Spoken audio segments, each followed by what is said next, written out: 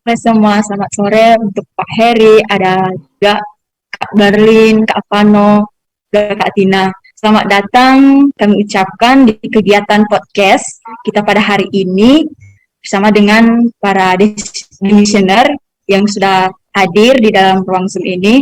Dan mungkin untuk kali ini podcast yang kita bahas itu tentang apa ya Kak?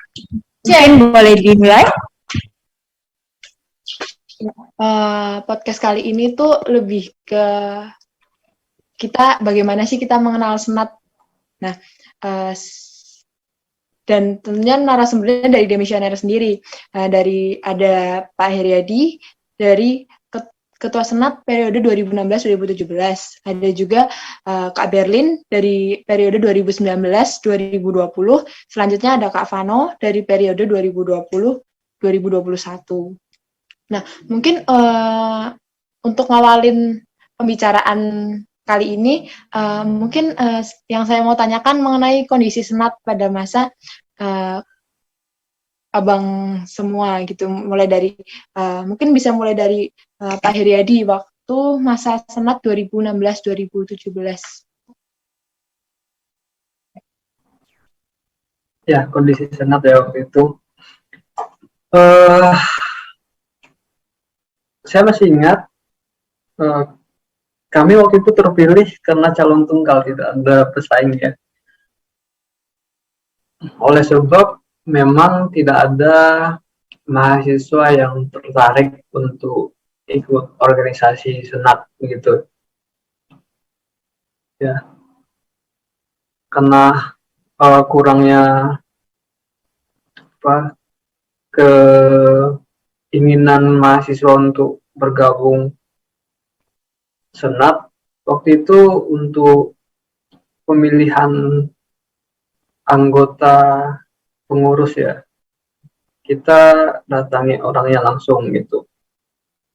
Nah, kita belum ada kepikiran untuk membuka pendaftaran seperti yang sekarang.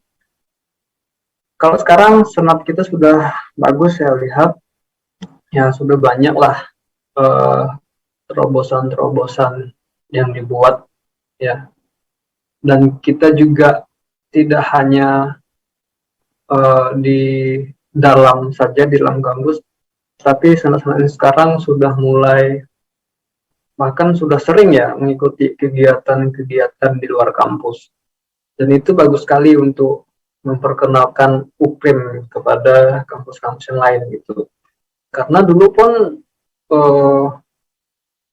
bahkan teman-teman dari teknik sipil lain tidak tahu bahwa di UPRIM itu ternyata ada teknik sipilnya. Pikirnya mereka tidak ada karena kita waktu itu tidak tahu juga bahwa ada organisasi yang ya organisasi yang melingkupi semua teknik sipil yang ada di Jogja. Kita belum tahu waktu itu ya. Masih banyak hal yang kurang ya pada waktu itu. Jadi ketika kami menjabat itu kesannya itu seperti memulai dari awal karena tidak ada peninggalan sama sekali dari senior-senior sebelumnya begitu ya. Bahkan untuk ADART aja kita belum ada waktu itu ya, ADART. Jadi setiap aturan itu misalkan kalau ada pemilihan pemilu dan lain sebagainya ya kita buat sendiri sesuai dengan keperluan. Misalkan kalau mau ini pemilihan senat yang baru itu kan kalau ada ART-nya kita jelas berpatokan ke situ syarat jadi senatnya apa begitu ya kan. Nah tetapi karena belum ada ya udah kita buat saja apa syarat-syarat supaya bisa menjadi inilah ya senat. Pada waktu itu juga saya masih ingat ketika pemilu hampir tidak ada yang mau ya. Jadi terpaksa, bukan terpaksa juga ya. Kita longgarkan aturannya. Karena ada yang ingin mendaftarkan diri sebagai ketua dan wakil ketua senat, tapi di kandidat ketuanya ini tidak memenuhi persyaratan. Ya, karena tidak ada lagi yang mau, ya kita longgarkan. Jadi waktu itu IPK kita turunkan. Minimal kan waktu itu kalau tidak salah 3. Karena tidak sampai 3 ya kita turunkan supaya bisa calon begitu. Tetapi di akhir-akhir ternyata ada juga yang yang mau ikut, ya. Nah demikian wes lah kita buat ini. Jadi seolah kemarin pemilunya agak sedikit panas pada waktu itu. Ya, kalau kalian angkatan Berlin udah dapat nggak ya? Yang waktu itu Daniel Taitara Andung yang calon yang terpilih waktu itu dengan Desli. Itu kan waktu itu lumayan ya panas juga lah ya, mereka antar jemput bola ketika pemilu. Ya, ya jadi begitu. Mungkin dari Kak Berlin, dari periode 2019-2020, gimana nih, Mbak? Kak, kalau nggak salah di periodenya Kakak kan udah mulai ada nih ADART. Oke, terima kasih waktu dan kesempatan yang telah diberikan kepada saya. Perkenalkan, nama saya Berlin.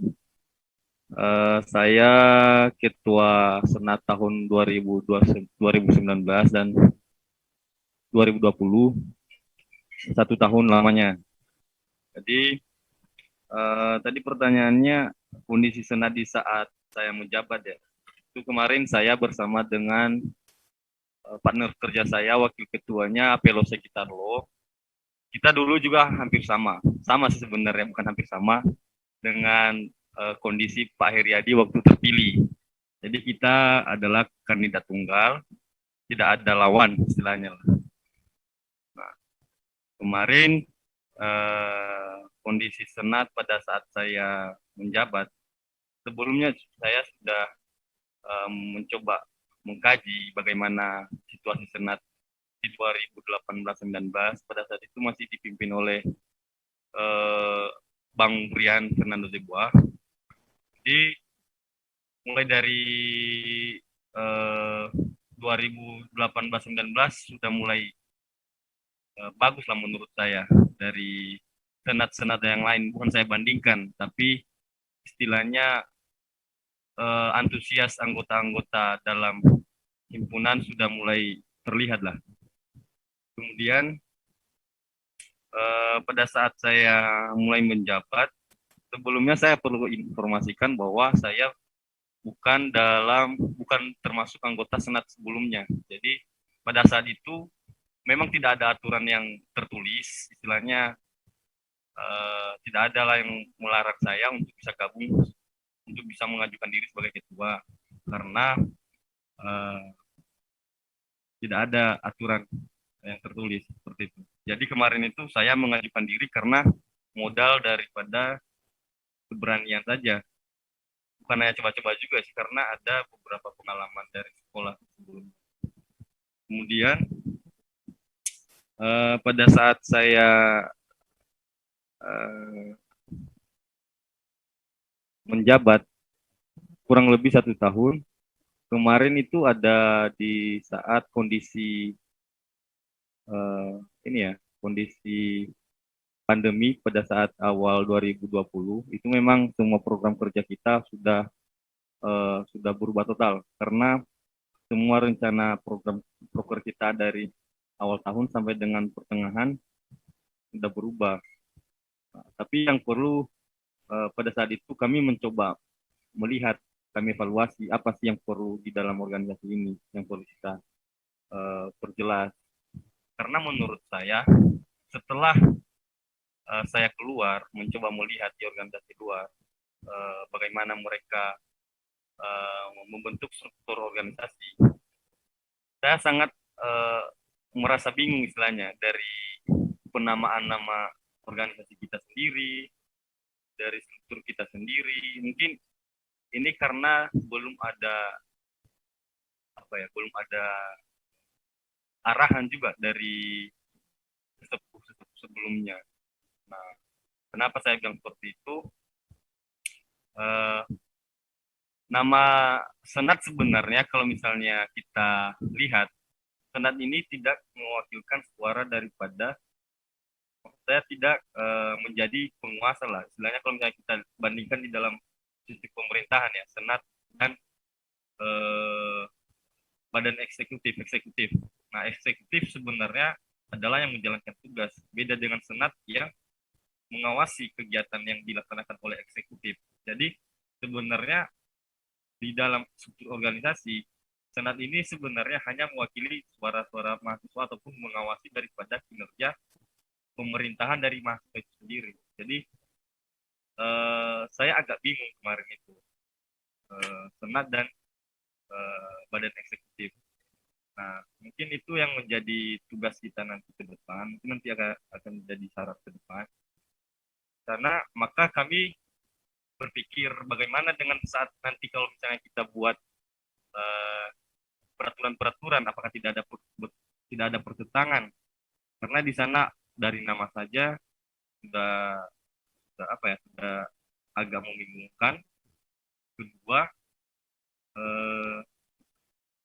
dari anggota sendiri kurangnya inisiatif dalam memberikan masukan kepada kita. Nah, kemarin tuh saya sendiri antusias mengajak semua teman-teman di dalam kepengurusan untuk mencoba membuat ADART kotor. Bukan dalam arti ini adalah ADART yang sudah terbentuk dengan sempurna, tapi ini adalah landasan kita untuk bisa memulai di tahun kami 2019-2020. Apabila nanti di tahun-tahun selanjutnya ada ada pertukaran kepemimpinan, ADART ini harapan kami akan selalu dievaluasi lebih-lebih di setiap tahun, apa yang sudah dijalankan, apakah sesuai dengan ADART, apakah ada yang salah. Nah, itu harapan kami sesuai dengan perkembangan zaman juga. ADART harus mengikuti perkembangan zaman ya istilahnya. Kalau misalnya di tahun 2025 nanti sudah berubah bagaimana sistem organisasi, pasti ADART juga akan mengikuti seperti itu. Jadi harapan saya di ADART yang telah kami buat itu adanya evaluasi karena kami menyadari itu tidak 100% sempurna.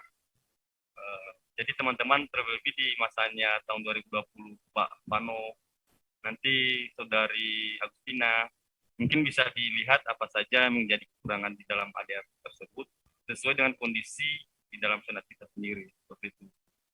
Kemudian kondisi senat pada saat kami menjabat juga,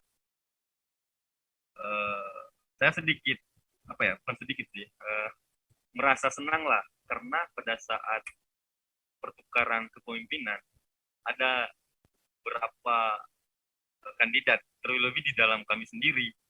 Nah, kemarin itu Saudara Pano ya yang mengajukan diri dan Saudara Michael Mendepa. Padahal ini teman-teman satu di dalam pengurusan kemarin. Sebenarnya kita gabung bareng-bareng. Nah, setelah mereka mendalami seperti apa kegiatan-kegiatan kita, nah, jiwa-jiwa kepemimpinannya pun sudah mulai terlihat.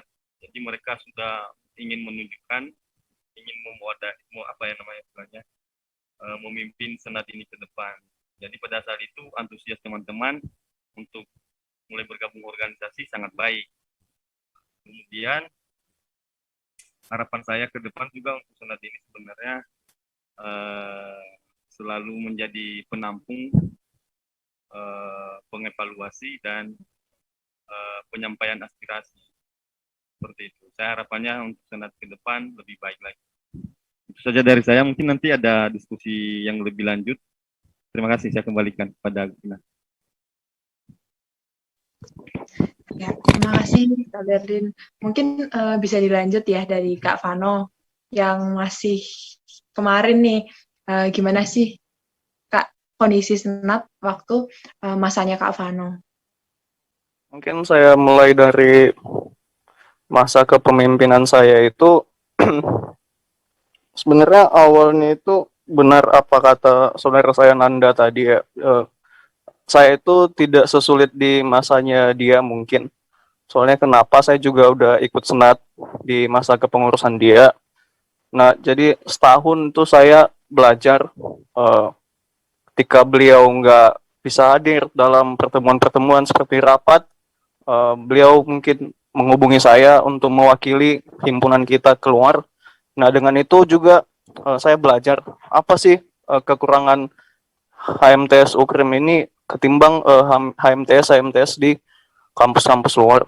Nah, sampai pada saat pemilu tahun 2020 itu saya membulatkan tekad untuk maju dengan niat membangun HMTS yang lebih baik. Nah, itu adalah kondisi yang sangat sulit ya menurut saya. Saya masih ingat pertanyaan Pak Heri kemarin tuh ke saya, seberapa yakinkah Anda untuk memimpin HMTS ke depannya? Berapa persen? Nah, itu juga sebenarnya menjadi pertimbangan bagi saya, tapi saya yakinkan diri saya bahwa saya pasti bisa, karena pada saat itu juga kondisi saya lagi semester akhir ya. Nah, oke. Masuk ke dalam kepengurusan saya, sebenarnya harapan ketua-ketua senat sebelumnya itu setiap tahun itu senat kita semakin membaik. Nah, dimulai yang saya tahu itu mungkin saya belum ada di masanya Pak Heri, saya mungkin ada di masanya Bang Dance ya. Kami masuk di masanya Bang Dance, masanya Brian tuh masa awal senat itu perintisan, kita mulai aktif di FKMTSI. Nah, setelah itu dilanjutkan ke Nanda, mulai perintisan logo dan segala macam. Nah, di masanya Nanda logo kita berhasil dirintis, terus masuk tinggal percetakan bendera. Nah, itu belum sempat di masanya Nanda, diwariskan ke masanya saya. Begitu juga dengan ADART. Nah, harusnya di masanya saya itu, memang di masanya Nanda itu kami sudah membuat ADART, tapi sementara, bisa dikatakan sementara, supaya ke depan senat kita ini ada pegangan dan tidak dapat disentuh oleh lembaga-lembaga lain. Nah, karena kita berdiri independen ya, gak ada yang bisa ini kita. Nah, oke, di masanya saya itu, awal saya memimpin itu berbeda dengan masanya Pak Heri juga. Saya udah mulai kayak open recruitment gitu, belajar dari, sebenarnya ini saya buka-bukaan aja, belajar dari pengalaman yang Anda. Mungkin ada beberapa, karena di masanya Nanda itu mungkin teman-teman dekat semua. Jujur saja, saya dulu yang apatis dalam organisasi, terus karena teman saya sendiri maju sebagai kahim, tergeraklah hati saya maju dalam ikut organisasi. Nah, itu dia. Nah, pengalaman itu saya jadikan pengalaman saya, soalnya kenapa di open recruitment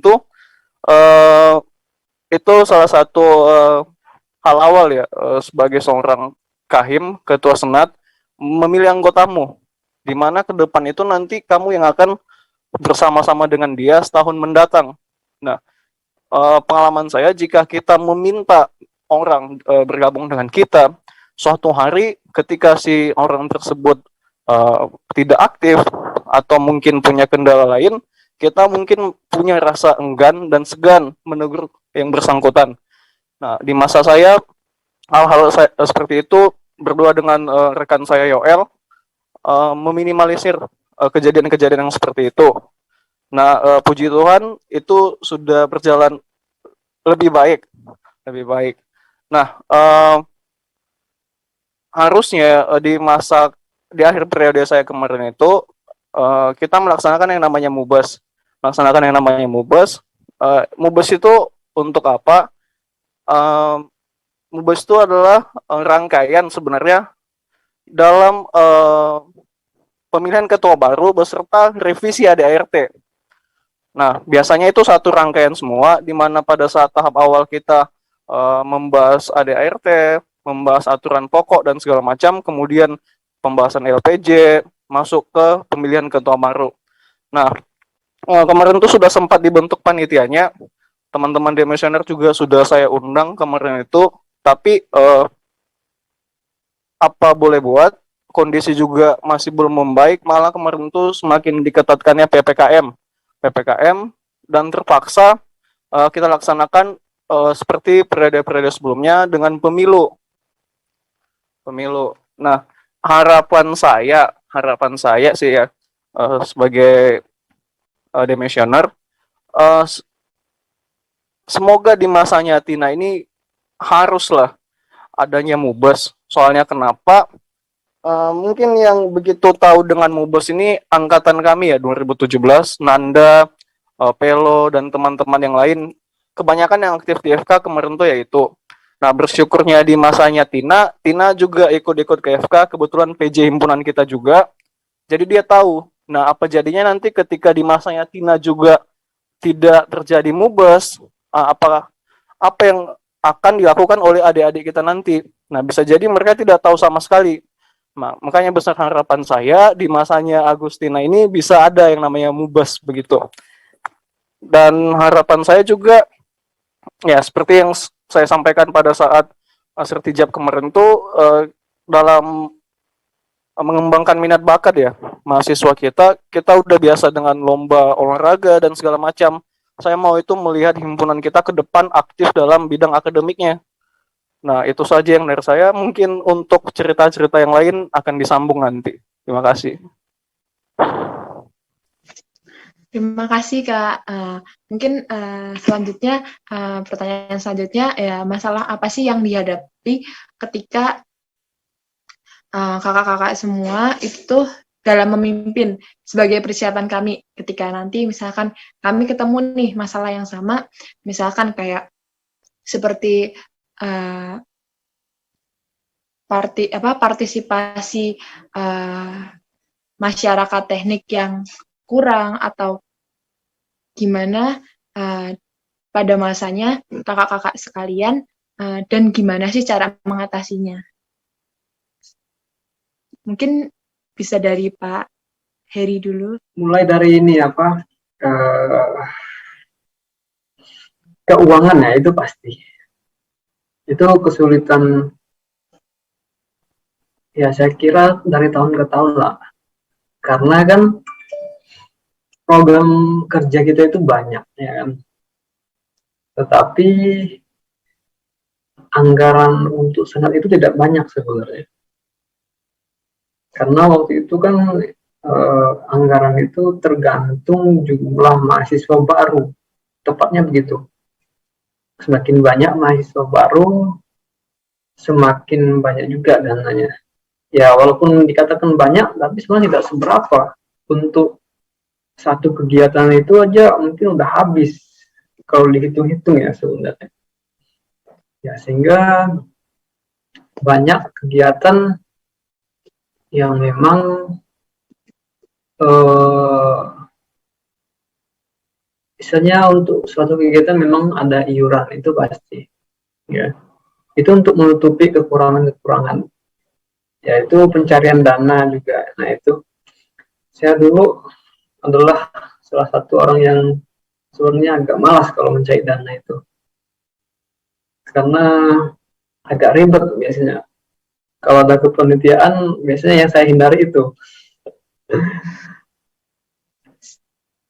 kerjanya itu sepanjang waktu sampai kegiatan itu selesai lah.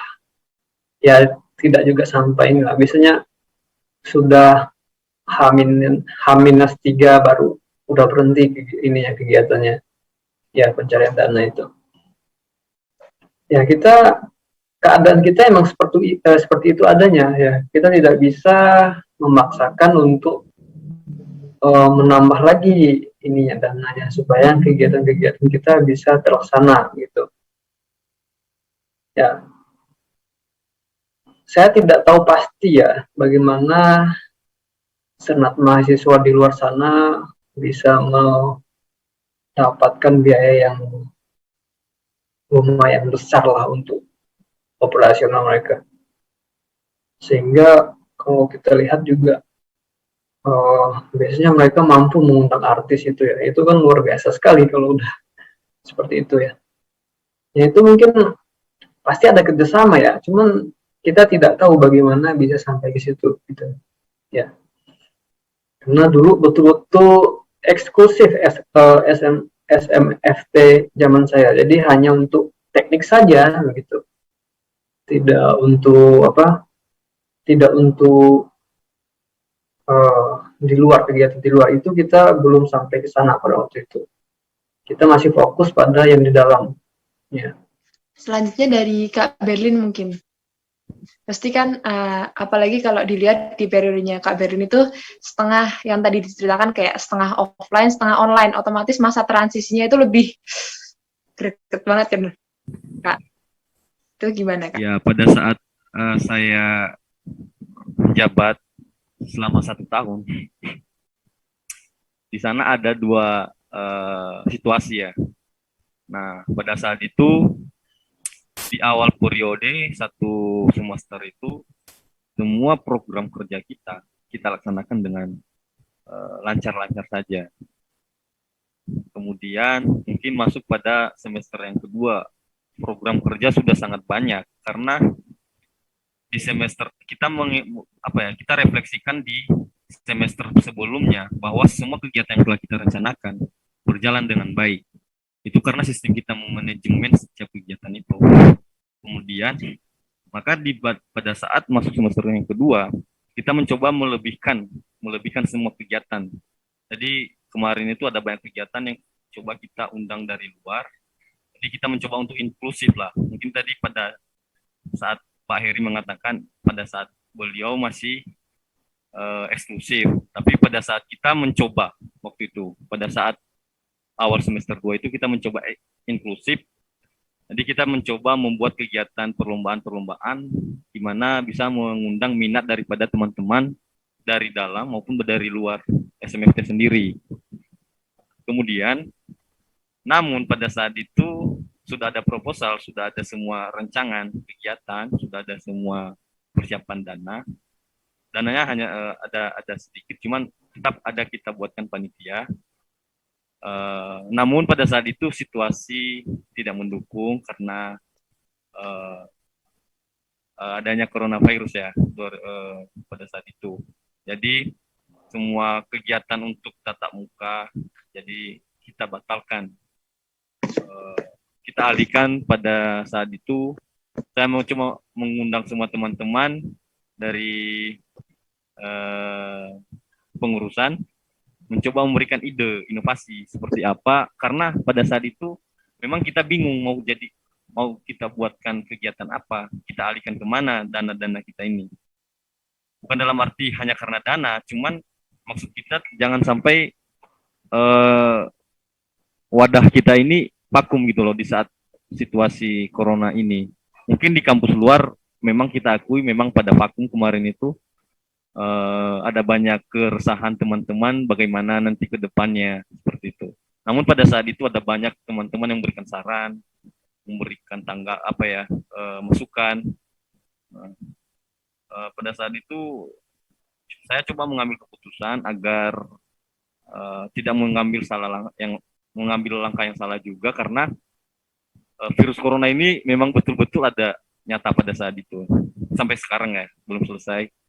Ya, saya juga mengantisipasi kalau misalnya nanti ada masalah seperti itu. Kalau misalnya nanti semua anggota yang terlibat di dalam kegiatan yang kita laksanakan berdasarkan inovasi ternyata bisa mengakibatkan teman-teman juga tetap terpapar virus corona seperti itu.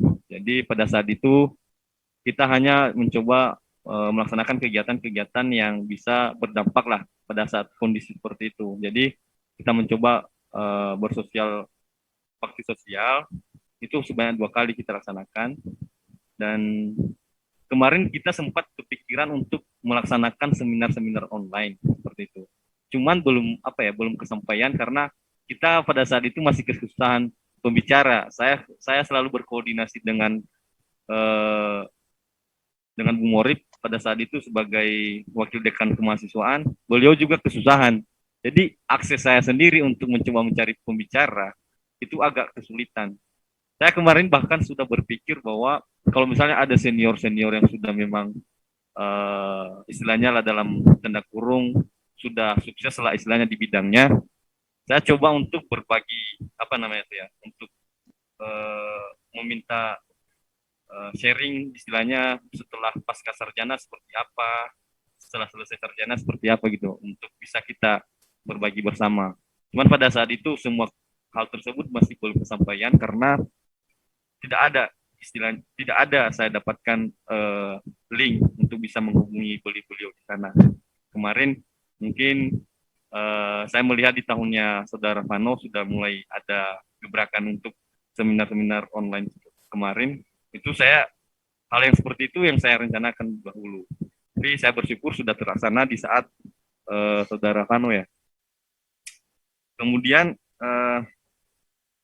mengenai apa saja yang saya hadapi secara horizontal juga kemarin tuh kepada teman-teman senat yang lain di dalam kampus kita. Mungkin kami sendiri adalah senat yang cukup aktif lah ya.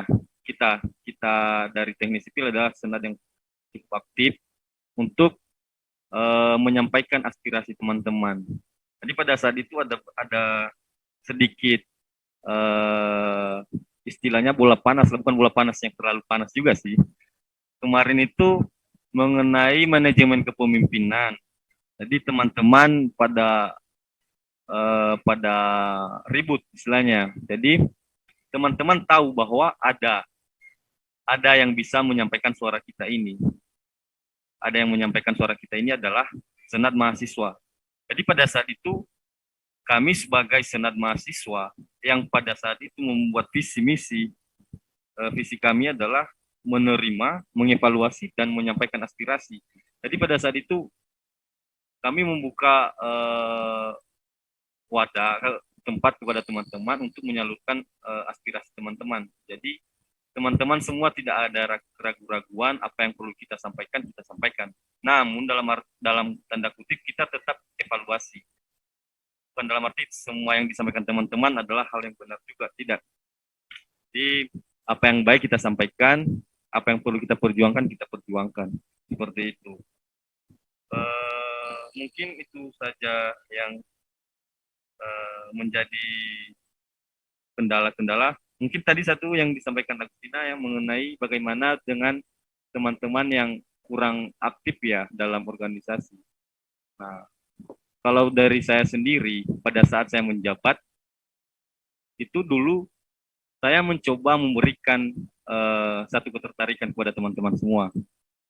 Satu ketertarikan istilahnya saya jamin ada setiap teman-teman kalau misalnya bergabung di dalam kegiatan organisasi, saya jamin teman-teman mendapatkan feedback. Istilahnya feedback seperti apa? Feedback kepemimpinan, feedback bersosial dengan teman-teman.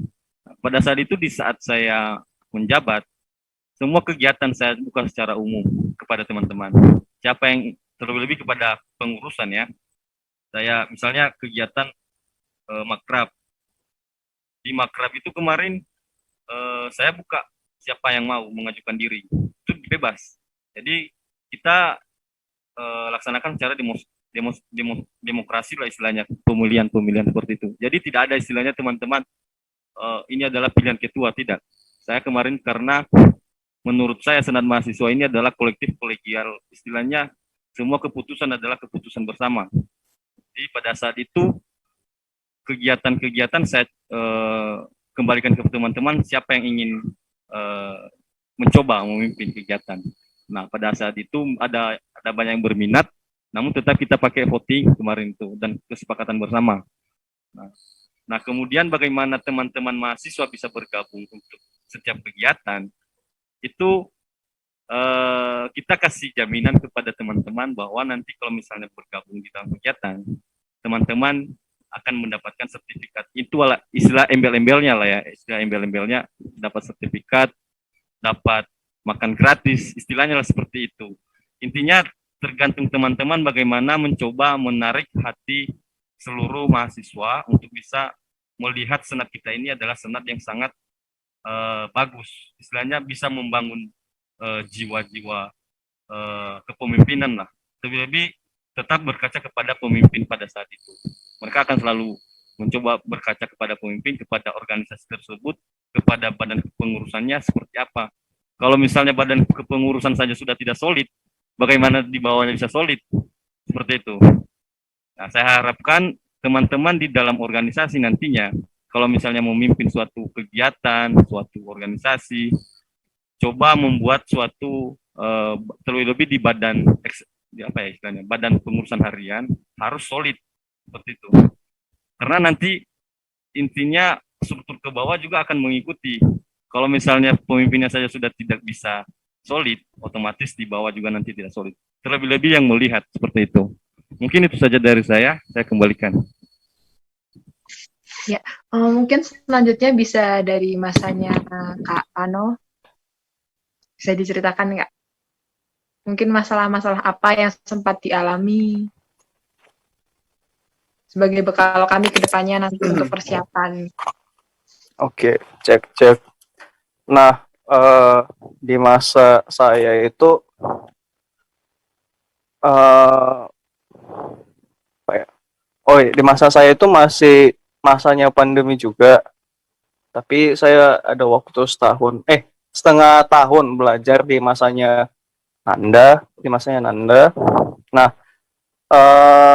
seperti yang saya bilang di awal tadi, sebenarnya ada beberapa yang saya hanya meneruskan sebenarnya dari Nanda ya. Seperti kayak yang dia bilang tadi, webinar itu. Nah, dulu berawal dari obrolan kopi aja sih. Makanya saya sering bilang ke teman-teman tuh, bahkan rapat formal itu malah mempersempit ruang pikir kita. Tapi ngopi-ngopi ini bisa memperluas kadang-kadang. Nah, jadi kami juga sempat memperbincangkan kayak webinar. Nah, tapi pernah ada statement yang keluar, nah membuat kuping saya agak sakit sih. Ketika ada beberapa anggota yang mengatakan kita tidak bisa melaksanakan acara itu. Maksudnya kita tidak bisa melaksanakan kegiatan-kegiatan yang harusnya bisa dilaksanakan. Seperti itu misalnya. Nah, terus saya bilang ke mereka begini, kita ini udah setahun loh COVID. Kalau kita nggak berangkat, kita nggak bergerak, ini HMTS ini mati. SMFT mati. Mau sampai kapan kita tidur terus? COVID udah setahun. Nah, jadi saya paksa mereka, itu salah satu kesulitan ya, saya paksa mereka cari tuh program kerja apa yang bisa kita implementasikan tanpa mengurangi esensi ya. Seperti kayak biasanya kita mengadakan lomba-lomba yang berbau kekeluargaan, misalnya kayak makrab. Nah, berhubungan dengan apatis tadi itu, makrab itu juga adalah salah satu sebenarnya event yang bisa membuat mahasiswa itu tidak apatis. Nah, dengan apa? Mungkin di makrab biasanya kita memperkenalkan senat itu apa sih. Nah, di samping itu juga mungkin teman-teman atau keluarga kita dari FKMTSI datang memperkenalkan bagaimana sih budaya di luar senat kita sendiri. Nah, itu salah satu contoh nanti ya membuang nilai apatis dalam diri mahasiswa. Nah, kesulitan lain itu ini mau tadi secara pribadi apa gimana Tina? Dalam senatnya juga kan beda dong. Beda hal yang dirasakan kahimnya sendiri, BPH-nya sendiri dengan yang langsung senatnya rasakan. Itu beda. Nah, oke lah. Saya nggak mau menyinggung pribadi dulu ya. Soalnya kenapa? Biasanya setiap ketua, setiap BPH itu yang pertama merasakan impact dari kesusahan itu ya mereka sendiri dulu, baru anggota-anggotanya. Malah kadang-kadang si BPH-nya ini nggak mau mengasih tahu bahwa sebenarnya lagi ada masalah, lagi lemah nih BPH-nya. Nah, supaya anggota-anggotanya ini jangan sampai mengalami drop juga. Nah, ada hal-hal lain yang menurut saya seperti misalnya gini, Civil Cup kemarin di mana teman-teman kita itu mengusahakan yang namanya Civil Cup itu bisa dilaksanakan. Sementara kita tahu bahwa itu masanya pandemi. Nah, bagaimana bisa? Nah, saya coba hubungi Bu Titin. Coba dong buat suratnya tuh kita ajukan kan ke atas.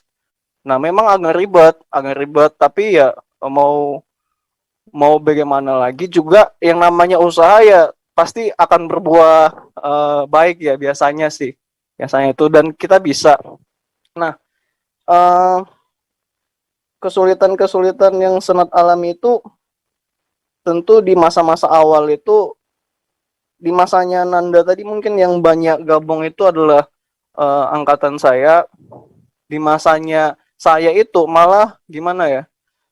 em, Bukan seangkatan saya lagi. Nah, jadi beda pola pikir saya, beda pola pikir mereka. Nah, kesulitan-kesulitannya di situ. Bagaimana sih? Malah di situ lebih terasa banget anak-anak yang sebenarnya memang udah mau ikut organisasi tapi masih belum bisa berargumen, memberikan pendapat. Nah, itu salah satu kesulitan ya yang sebenarnya yang saya hadapi. Bagaimana sih mengubah anak-anak itu supaya nggak apatis? Nah, dari nggak apatis, mengajarkan mereka bagaimana sih budaya ngomong di depan eh, pada saat rapat formal, bagaimana budayanya, etikanya bagaimana. Nah, itu adalah salah satu tantangan pada saya kemarin itu. Nah, mungkin kamu tahu juga untuk memperbaiki salah satu sikap apatis itu kita membuat seperti kakak asuh kemarin. Mungkin kamu sendiri ya yang menjadi pelopornya. Nah, itu juga. Nah, kalau mungkin kesulitan-kesulitan lain, karena tadi di awal saya tidak tahu apa yang kamu maksud kesulitan ini, apakah kesulitan secara organisasi atau mungkin ada nih, kalau secara pribadi ada nih serangan-serangan dari luar. Yang namanya pemimpin kan pasti kebijakannya itu sangat kontroversial. Pemimpin ini identik dengan keputusan akhir. Nah, makanya sekarang saya bilang kepada PJ-PJ kegiatan bahwa keputusan kan itu menentukan bagaimana sih nanti eventnya akan berlangsung. Nah, itu dia. Jadi, saya mungkin hanya bisa menyampaikan sampai situ. Terima kasih. Terima kasih, Kak. Mungkin tadi udah sempat kan disinggung sedikit-sedikit sama Pak Heriadi mengenai program kerja andalan di tahunnya Pak Heriadi. Itu gimana, Pak? Yang istilahnya teknik banget gitu, Pak. Ketika masanya Pak Heriadi dan mungkin yang sekarang itu bisa dibilang udah mulai nggak ada gitu loh. Maksudnya lebih ke event seni, lebih ke event olahraga seperti yang Kak Fana tadi bilang. Yang waktu saya sebelum menjabat, saya pernah menjadi anggota dulu ya. Semester 3 saya menjadi anggota. Nah, program kerja yang bisa terlihat sampai hari ini adalah matrikulasi pada waktu itu. Jadi, waktu itulah pertama kali kita membuka yang namanya matrikulasi. Jadi, mahasiswa-mahasiswa yang baru, ya, karena kan biasanya terutama yang bukan dari IPA ya, itu pasti sangat kaget dengan belajar teknik, karena itu memang luar biasa, terutama AS1, AS2 yang matematika, itu banyak sekali mata kuliah yang bisa dikatakan lumayan rumit. Nah, sehingga waktu itu kita mulai mengadakan matrikulasi. Dan sangat luar biasa sih waktu itu efeknya. Jadi, sebagai perbandingan ya, kami waktu itu, angkatan kami pertama kali masuk,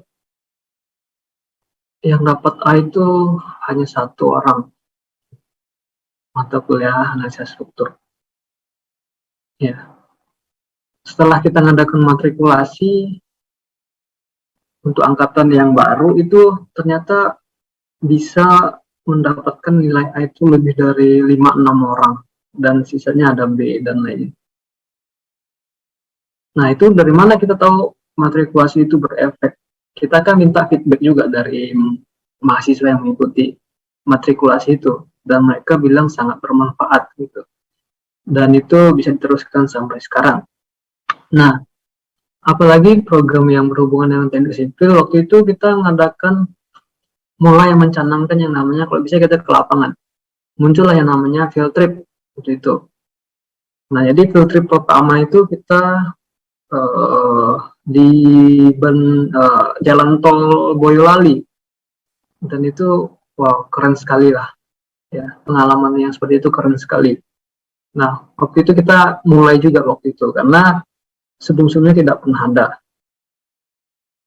Untuk study tour kita mulai rencanakan waktu itu, jadi sudah mulai kita pikirkan, tetapi karena masa jabatan kita tidak cukup untuk mempersiapkan itu, terpaksa kita minta sebenarnya waktu itu senat selanjutnya. Nah, tapi senat selanjutnya ini saya kurang tahu apa masalahnya, banyak program yang tidak terlaksana juga. Ya, ya itu urusan internal lah ya gitu. Jadi akhirnya studi tour pertama itu baru bisa diadakan setelah mereka. Nah, itu angkatan Brian dan Gustav ya. Sebenarnya itu sudah direncanakan mulai angkatan saya, mulai ada itu. Karena sebenarnya kan kita tidak berani untuk bisa ke sana. Kita memikirkan biaya ya. Karena kan studi tour itu biayanya sangat besar. Sedangkan dana kita ya tahu sendiri kalian ya. Nah, itu. Jadi masih seputar itu ya. Kita masih seputar teknik sipil saja ya. Belum ada kita sampai kegiatan teknik sipil yang di luar. Seperti yang saya katakan tadi, itu masih eksklusif ya. Pada waktu itu kita agak sulit bergabung dengan dengan komunitas di luar karena kita belum ada ART waktu itu ya. Tapi pertama kali kita bergabung itu angkatannya Daniel Taitara Andung Dance. Itu pertama kali kita bergabung dengan FKMTSI. Tapi waktu itu kita belum ada ADART untuk bergabung itu ya. Saya tidak tahu ya sistemnya gimana itu, kalian yang ngerti karena saya juga tidak pernah ke sana. Jadi mereka bergabung walaupun tanpa ADART. Angkatan Brian barulah mulai disusun sepertinya, atau angkatan Nanda yang sudah ada ADART walaupun sementara. Angkatan kita kemarin. Nah, jadi baru finalnya tuh angkatan Nanda. Karena setelah saya waktu itu sudah dikatakan juga kalau bisa kalian buat ADART, tetapi tidak tercapai ya karena berbagai alasan tadi ya. Nah, kira-kira begitulah kegiatan-kegiatan yang berhubungan dengan teknik langsung yang bisa kita laksanakan pada waktu itu. Ya, mungkin selanjutnya pertanyaan yang hampir sama yang tadi Kak Vano bilang ya. Dari kakak-kakak semua, sebagai pemimpin otomatis ada masalah yang dihadapi. Misalkan dalam artian kita berorganisasi pasti ada masalah, entah itu di bagian masalah baik dari organisasi luar atau dari organisasi sendiri, misalkan dari anggota mintanya seperti ini, tapi realitanya jadi seperti ini. Itu kira-kira hal-hal kayak gitu tuh pernah nggak sih terjadi di masing-masing dari kakak sama abang-abang dari kakak-kakak semua, misalkan kayak sempat yang tadi Kak Vano singgung, apa sih masalah yang kena ke pemimpinnya gitu. Mungkin bisa dari Bang Berlin dulu, Bang. Oke. Kalau dari saya saat menjabat kemarin tidak terlalu banyak sih masalah sebenarnya dengan pada saat saya memimpin ya. Jadi mungkin ada beberapa dengan kegiatan, ada sedikit selisih paham lah dengan anggota gitu. Biasa seperti itu. Kalau menurut saya selisih paham dalam organisasi itu adalah dinamika yang baik lah menurutku. Karena di mana nanti kita bisa menyelesaikan, bisa mendapatkan solusi yang baik. Itu menurut saya kalau misalnya hal tersebut ada, itu akan menumbuhkan rasa kedewasaan di masing-masing kita, terlebih sebagai seorang leadership ya, sebagai seorang leader. Nah, kemarin mungkin ada kegiatan-kegiatan yang merujuk pertanggungjawaban. Setiap kegiatan otomatis kan sebagai pemimpin, sebagai saya sendiri pada saat itu adalah sebagai ketua, semua kegiatan di bawah saya otomatis yang tanggung jawab adalah saya. Mungkin ada kemarin kegiatan yang di luar daripada jangkauan saya, istilahnya saya tidak tahu apa-apa lah. Nah, di dalam hal itu saya sampaikan, saya tegaskan, saya tidak ingin ada hal-hal yang di luar daripada sepengetahuan saya. Jadi teman-teman kalau misalnya ada hal-hal yang selisih paham sama saya kemarin, saya kasih SP. Jadi kemarin itu istilahnya lah, itu kan keputusan istilahnya tetap kembali ke kita. Nah, jadi pandai-pandainya kita lah dalam istilahnya dalam mengambil keputusan. Jadi kemarin saya kasih SP, istilahnya kalau misalnya teman-teman yang tidak sejalan dengan apa yang saya pikirkan, otomatis saya akan keluarkan seperti itu. Nah, kemudian untuk masalah-masalah yang lain, saya kira hal-hal kecil kalau bagi saya ya, hal-hal kecil itu bisa kembali normal di sana, nanti kita ajak ngopi gitu loh, kita ajak diskusi kembali, kembali santai-santai aja. Sampai sekarang teman-teman di dalam organisasi kemarin itu pada tahun saya, sampai sekarang kita tetap solid, kita tetap saling support lah istilahnya. Apapun masalah yang kemarin dinamika kita saling bermusuhan, ada kemarin itu ada sampai nangis-nangis lah istilahnya, anggota dengan anggota gitu. Tapi kalau misalnya dari saya sendiri, saya tegaskan kepada anggota, visi misi ini sudah ada. Jadi teman-teman kalau misalnya mau kita bangun visi misi ini, silakan gabung. Kalau misalnya teman-teman tidak setuju dengan visi misi ini, silakan keluar. Itu aja kalau dari saya kemarin. Jadi istilahnya tidak ada istilahnya tawar menawar. Teman-teman yang memberikan usul saya terima, saya hargai, saya tampung. Namun tetap saya evaluasi seperti itu.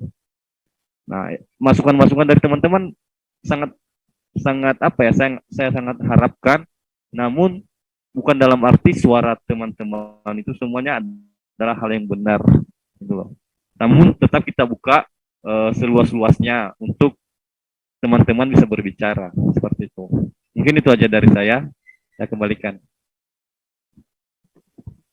Mungkin kalau dari dari Pak Heriadi, ketika jadi seorang pemimpin otomatis banyak yang dirasakan, kayak misalkan kayak yang tadi dibilang anggota seperti itu, masalah-masalah seperti itu yang lebih ke kena di pribadinya gitu loh. Oke. Ana tadi udah jawab? Belum. Oke. Atau dari dulu atau gimana, Pak? Terserah aja sih. Jadi yang merupakan hal pribadi ya. Coba ulangi lagi pertanyaan tadi. Sebagai seorang pemimpin otomatis banyak yang namanya serangan masalah, baik dari anggota internal maupun eksternal. Nah, yang Bapak rasakan sendiri ketika Bapak memimpin itu gimana, Pak? Apakah kayak tadi kan Bang Berlin bilang dari anggota ada yang sampai nangis-nangis kayak. Ya.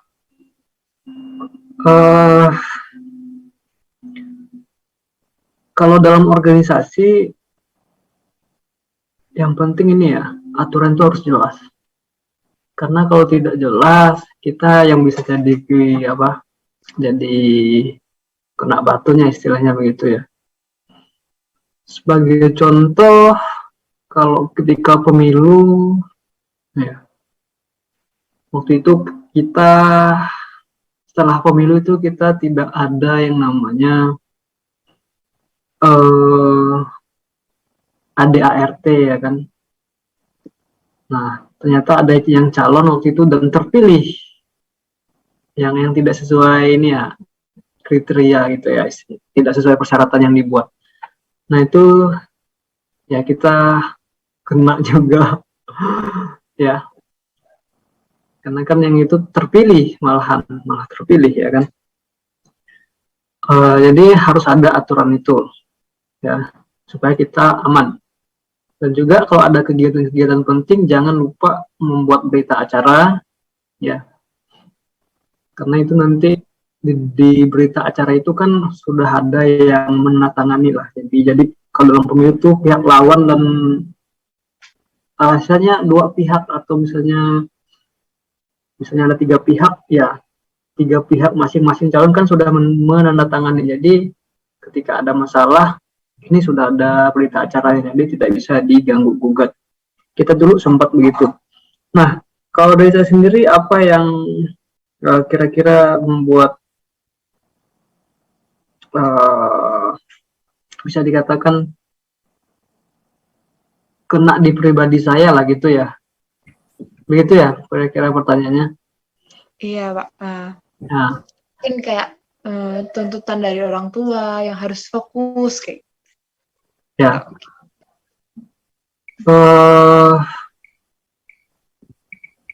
Kalau saya sendiri waktu itu memang saya fokuskan untuk ini ya, fokuskan untuk mengurus senat. Jadi kalau ada kegiatan-kegiatan di luar, nah saya tidak mengikuti lah kira-kira gitu. Misalkan kalau di sini kan dulu kan sering rangkap jabatan lah istilahnya gitu. Jadi ikut kepanitiaan ini, dan lain sebagainya. Waktu itu saya memang fokus untuk ini, senat ya. Jadi dulu itu lumayan aktif senatnya, karena 2 minggu sekali saya rapat evaluasi gitu. Ininya hasil kinerjanya. Yang sempat membuat saya ini juga ketika jadi ketua senat adalah ini, masalah laporan keuangan. Nah, jadi penting ini ya. Saya dulu mikirnya begini, laporan keuangan itu ya yang hanya kita terima saja, terima dari kemahasiswaan. Dari dekanat apa istilahnya? Mungkin dari kemahasiswaan lah ya, yang langsung dari kampus begitu. Saya pikirnya, saya mikirnya hanya buat laporan itu saja keuangannya. Jadi kan kalau hanya dana yang keluar itu sekitar 5-7 juta kan mikirnya ya buat laporan itu saja. Tetapi yang diminta adalah keseluruhan. Jadi semua uang yang keluar masuk di sana itu dihitung. Nah itu saya sempat stres itu. Kemana ini hilangnya ini? Karena kan sempat tekor kan, tidak seimbang begitu. Tidak seimbang antara pengeluaran dan pemasukan ya. Ternyata kalau kita lihat perputaran uang di SMF itu bisa sampai ratusan itu sampai sih ya kalau dihitung semua. Misalkan nih kegiatan makrab itu kan bisa sampai 20-30 juta uang yang terputar. Nah, jadi kalau ada beberapa kegiatan kayak study tour, field trip, nah itu bisa sampai ratusan juta juga ternyata perputarannya. Nah, jadi itu sempat buat saya stres. Ini uangnya kemana larinya kan? Nota-notanya juga tidak ada begitu ya. Ya. Nah, jadi untuk senat selanjutnya, Agustina mungkin sudah belajar dari ini senat-senat sebelumnya. Setiap pengeluaran itu harus ada nota, ya, nota belanjanya, supaya nanti tidak pusing, tidak stres. Kok bisa tidak nol ini, malah tekornya sampai banyak gitu ya. Padahal kan kita hanya misalnya nerima uang 5 juta, tekornya sampai minus 6 juta kan. Ya, stres juga begitu ya. Ya.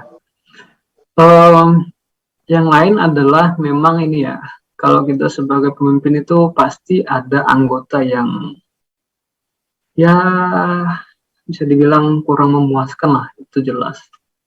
Tuhan Yesus saja sempat salah kan pilih satu muridnya, satu yang berkhianat. Ya, jadi memang kita tidak bisa memungkiri pasti akan ada orang yang seperti itu ya. Misalkan rapat rutin tidak sering datang ya kan. Ketika kita sedang membahas sesuatu malah sibuk dengan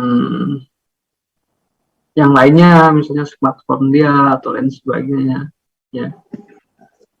Jadi dia hanya menampakkan dirinya saja gitu, tapi tidak bekerja.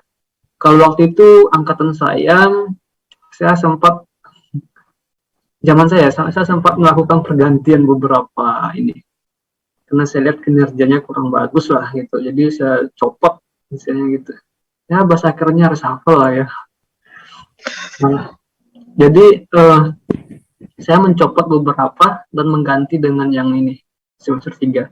Ternyata bagus, kinerja mereka malahan bagus gitu loh. Ya, jadi sangat memuaskan gitu. Ya. Ya, itulah kira-kira yang kira-kira menjadi permasalahan yang bisa dikatakan sampai membawa pribadi kita itu tidak enak gitulah. Ya, mungkin selanjutnya dari Kak Vano nih yang masih kemarin-kemarin. Apa ya? Perasaan dia pribadi, ya tentu yang kejadian juga yang seperti sama Pak Heri tadi, kejadian juga ada beberapa kegiatan yang itu notanya entah kemana dan segala macam. Nah, baru setelah didesak-desak, baru tuh dapat notanya. Terus sebagai seorang kahim ya atau ketua senat ini, ya tentu banyak sih, banyak dorong apa itu, bukan santet juga ini, maksudnya serangan-serangan dari luar lah. Nah, seperti apa kata saudara saya Nanda tadi, di mana senat kita ini sangat-sangat kritis ya. Kita ya apa kita harus menyuarakan suara mahasiswa. Nah, jadi di masa saya juga kejadian tuh ketika mungkin lembaga-lembaga lain kurang menyuarakan suara mahasiswanya, sementara di senat kita menyuarakan, adalah istilah senggol menyenggol. Padahal itu menurut saya ya kita pada poros kita Nah, sampai sekarang yang saya dengar kabar kita seolah-olah kayak mau menyaingi lah atau mau bagaimana lah. Loh, kita ini ibaratnya gini loh. Hanya saya bukan menampar juga sih. Menyapa. Loh, dulu itu yang sebelum kamu itu kayak gini loh. Kita istilahnya membangunkan. Hanya itu doang, hanya pada saat itu doang. Nah, jadi nggak tahu lah kalau sampai sekarang masih ada persepsi yang mengatakan bahwa senat TS ini seolah mau menyaingi lembaga inilah, itulah, terus segala macam. Enggak kok, udah dari dulu kok. Dari masanya Nanda, memang itu Nanda itu sangat keras dan terbawa di masa saya juga ya apa suara mahasiswa kita suarakan, itu aja. Kita hanya minta itu. Kalau ada lembaga lain yang memang terusik, ya itu nggak urusan kami lah istilahnya. Jadi makanya kata Nanda tadi itu hal-hal kecil sebenarnya, nggak usah dibesar-besarkan. Nah itu salah satu masalah mungkin di masa saya. Ada lagi nih masalah lain. Nah saya sempat dengar kemarin nih. Jadi ada si oknum lain ini mengatakan ikut campur dalam kepengurusan dalam pemilihan BPH saya, misalnya saja ya, ada kemarin tuh. Saya bilang kenapa yang semester ini masuk dalam BPH Anda dan segala macam. Nah, terus saya bilang kami udah ada ADRT bos. Nah, di situ tertera jelas bahwa persyaratannya itu ya di situ semua. Soalnya kenapa? Saya juga ikut berpikir ya, begini. Saya dulu awal pertama kenal FK itu di bawah Nanda itu Mubes. Dan saya kaget ketika yang jadi koordinator wilayah itu masih semester 3. Sementara kami udah semester 5 semua. Saya, Nanda, dan teman-teman yang lain. Kenapa dia dipercaya? Makanya itu yang menjadi masukan bagi saya, menjadi referensi saya bahwa umur atau semester seseorang itu tidak menentukan dia itu bisa berkembang dalam organisasi.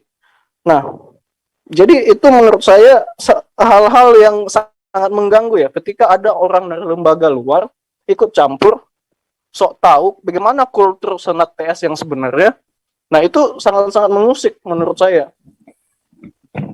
Nah, ada hal lain lagi seperti misalnya ada yang mengaku-ngaku pernah nih ditawarin Vano jadi BPH saya. Nah, setelah diklarifikasi, rupanya tidak kan? Nah, siapa yang malu coba dengan hal-hal kayak gitu kan? Vano nawarin kamu jadi BPH-nya, sementara tidak. Ini diklarifikasi langsung loh. Siapa yang nggak malu coba kalau hal-hal kayak itu? Nah, tapi hal-hal kayak gitu sudah saya anggap biasa ya. Di masanya Nanda juga saya melihat langsung walaupun tidak terjadi di saya bahwa konsekuensinya jadi pemimpin ya mungkin namamu di luar akan diceritakan kayak gini, kayak gini. Nah, tapi yang saya pegang ketika saya masih jadi anggota dan yang saya harapkan ketika saya jadi pemimpin, si teman-teman kita dalam pengurus itu menjaga nama baik kita. Ketika misalnya ini ditanya kahimmu kemana, iya, walaupun kamu nggak tahu, apakah mungkin kamu mengatakan hal-hal yang jelek, sementara kahimmu inilah wajah sebuah himpunanmu. Itu dia. Nah, jadi itu adalah beberapa hal yang saya rasa kemarin itu sangat sentimen ya, sangat-sangat mengganggu saya kemarin itu, bahwa adanya lembaga-lembaga luar yang merasa bahwa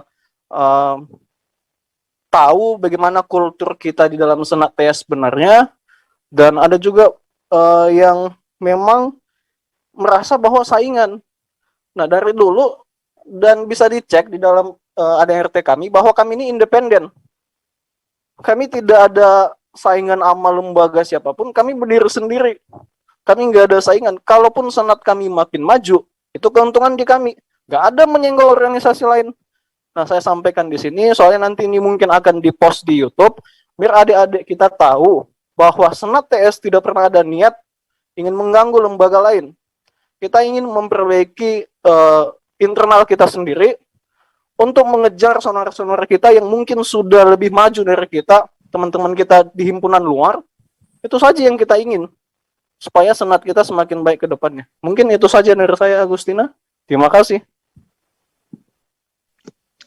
Ya, terima kasih. Mungkin kalimat dari saya sebelumnya sudah pernah kan masuk di kepengurusannya Kak Vano. Kalimat dari Kak Vano yang sampai sekarang masih saya pegang bahwa Kahim, Ketua Senat, dan seorang pemimpin itu adalah orang yang istimewa dan mereka adalah orang yang kuat. Dan mungkin untuk penutupnya mungkin harapan dari kakak-kakak untuk Senat di kedepannya, terutama di periode ini. Itu mungkin bisa dari Kak Vano. Oke, harapan saya dulu ya untuk senat tahun ini. Pertama dulu perkuat hubungan antar pengurus ya, itu diperkuat dulu. Terus semoga bisa melaksanakan mubes. Terus perbaiki bagaimana budaya kita mungkin yang hanya suka dengan olahraga dan segala macam. Sebenarnya tidak salah sih sebenarnya kita menyukai hal-hal seperti itu. Cuman kembali juga kita itu apa sih teknik sipil. Nah, jadi perbanyak referensi lomba-lomba mengenai itu. Terus pesan saya nih kepada Agustina sendiri, karena Kahim sekarang ya, dengan apa yang sudah saya sampaikan tadi, mungkin ada serangan yang begitu juga kepada kamu. Seperti kata Nanda tadi, anggap itu masalah kecil sih. Sebenarnya bukan masalah. Jadi telinganya itu dilatih untuk hal-hal yang kayak gitu, nggak usah lah didengar-dengar. Itu hal-hal yang biasa kok bagi Kahim, slow aja. Masih banyak pekerjaan lain yang menunggu kamu, yang harus kamu selesaikan. Hal-hal kayak gitu udah nggak usah dipikirin. Nah, harapan saya sih itu saja. Ya, semoga tahun depan kita bisa jadi tuan rumah. Ya, kalau kalau bisa lah. Kalau nggak juga ya nggak apa-apa. Itu aja. Kasih Kak Vano, mungkin dari Kak Berlin. Iya, sebagai harapan dari saya, mungkin hampir sama dari harapan saudara Vano tadi. Mungkin ada beberapa tambahan dari saya mengenai internal kita sendiri. Mungkin tadi betul, saya sempat mendengar bahwa ada penambahan divisi di bagian penelitian dan pengembangan itu sebaiknya lebih direalisasikan lah istilahnya. Jadi sebaiknya dipercepat agar teknik kita ini ada ketertarikan lah kalau misalnya teman-teman di luar melihat seperti apa sih kita di dalam senat itu. Ternyata ada kegiatan akademiknya. Kemudian harapan saya juga kepada teman-teman untuk ADART yang kita titipkan supaya ada kesempurnaan. Maksud saya selalu ada evaluasi. Coba nanti dijalankan apakah memang ada yang tidak sesuai selama 1 tahun masa periode saudara Tina. Mungkin di saat nanti kalau misalnya ada kesempatan untuk ngubes, silakan dievaluasi seperti itu. Ketiga, kepada Tina sendiri, kalau saya dulu bisa memimpin, saya selalu berprinsip seperti ini. Pemimpin adalah orang yang idealis, namun harus realistis. Bagaimana mencampur kedua hal itu? Jadi idealis. Jadi mungkin kita harus selalu optimis lah istilahnya dalam semua kegiatan. Istilahnya dalam menjalankan kegiatan, dalam hal apapun, mengambil kebijakan, membuat keputusan, kita harus idealis. Namun kita juga harus lihat realitasnya itu. Jadi harus realistis juga seperti itu. Mungkin itu saja dari aku. Dan terakhir itu harapanku ke depan, teman-teman di dalam organisasi ini supaya membawa nama senat kita di luar lebih harum. Coba teman-teman belajar bagaimana sistem berorganisasi sebenarnya dari beberapa, saya rasa FKMTS itu adalah wadah kita untuk belajar juga. Karena ada beberapa himpunan yang bisa kita belajar, kita bisa belajar dari 11 himpunan ya. Itu ada beberapa kebudayaan yang mungkin berbeda-beda. Nah, dari situ teman-teman mungkin bisa belajar seperti apa hal yang baiknya bisa diambil, hal buruknya jangan diambil. Mungkin itu aja dari saya. Semoga senat kita semakin maju, senat kita semakin bersinergi juga dengan teman-teman organisasi di dalam kampus kita. Mungkin itu aja dari aku. Terima kasih. Terima kasih Kak Berlin. Mungkin selanjutnya dari Pak Heriadi, Paku Demisioner dan dosen mungkin. Nah, saran dari saya, ini mungkin mirip juga dengan saran dari teman-teman yang perpisahan wisuda kemarin. Kalau bisa kegiatan di luar itu diperbanyak, ya, diperbanyak. Tetapi yang berhubungan dengan teknik sipil, ya.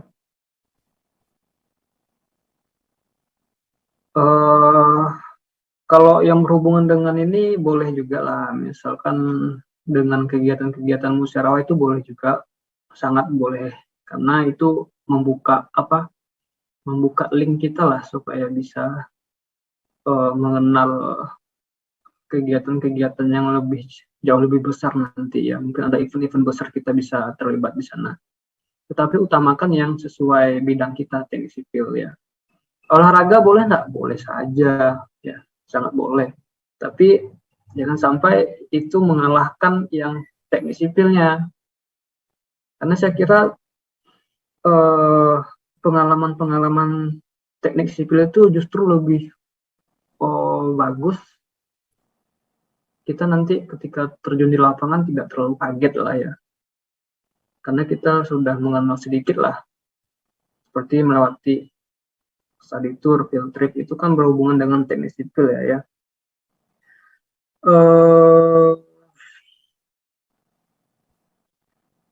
Dari setiap program itu kan, ini yang kedua ya, ada yang bagus, ada yang tidak bagus ya. Yang bagusnya boleh diteruskan, kalau yang kira-kira kurang bagus ya mungkin dievaluasi kira-kira apa yang perlu diperbaiki ya. Jadi begitu. Yang terakhir adalah kegiatan senat mahasiswa fakultas ini bagus untuk teman-teman jika ingin belajar organisasi, sangat-sangat bagus. Teman-teman bisa belajar banyak hal di sini tentang organisasi, karena kita tidak hanya hard skill atau bidang kita teknik sipil yang kita perlukan nanti ketika kita di dunia kerja, tetapi juga soft skill. Ya, soft skill itu bagaimana kita berhubungan dengan teman-teman kita, ya, bagaimana kita berorganisasi. Nah, di sini kalian belajar cara ngomong itu bagaimana. Dulu saya waktu itu dulu sekali. Saya tuh termasuk orang yang susah ngomong di depan umum, agak ya kalau misalnya ngomong depan umum itu mungkin tidak bisa berbicara lah ya. Ya sekarang udah mendingan lah ya, perlu belajar lagi. Ya, nanti kalian juga belajar di sini bagaimana menyelesaikan masalah. Ya, karena nanti bukan masalah teknis saja yang kalian selesaikan, tetapi masalah yang seperti ini, ada masalah di organisasi gitu. Nah itu kalian bisa belajar banyak hal di sini ya. Tetapi dari itu semua, karena tugas kita kuliah, jangan jadikan alasan ini untuk kita tidak belajar ya. Jadi kalau ada nilainya anjlok, saya nilainya anjlok karena ikut senat ya, kalau begitu ya jangan ikut saja dari awal ya, tapi tetap pertahankan nilai kalian ya. Seperti saya dulu, malahan waktu saya menjabat ketua senat, nilai saya paling tinggi dari semester sebelum-sebelumnya ya. Itu saya tidak apa ya, ini jadikan pelajaran lah, bukan untuk termasuk menyombongkan diri ya. Ya, jadi waktu itu nilai saya paling tinggi malah daripada semester-semester sebelumnya. Mungkin mata kuliahnya mudah juga, saya nggak tahu ya. Ya, tetap fokus kalian kuliah di sini bukan untuk organisasi. Ya, gitu. Terima kasih. Ya, terima kasih. Saya kembalikan ke Angel. Oke, teman-teman, mungkin podcast kita pada sore hari ini telah selesai ya. Dan saya mewakili Koor Humas beserta teman-teman Humas yang sudah join pada sore hari ini. Kami mengucapkan terima kasih banyak kepada pembicara kita, ada Pak Heri, Kak Berlin, dan Kak Vano yang telah meluangkan waktunya untuk sharing dan bisa membagikan pengalamannya bersama kami teman-teman dari Senat. Kami juga mengucapkan terima kasih kepada host kita kali ini, Saudari Kak Agustina, yang sudah menuntun acara kita pada sore hari ini. Terima kasih semuanya dan sampai ketemu dalam podcast selanjutnya. Terima kasih Pak.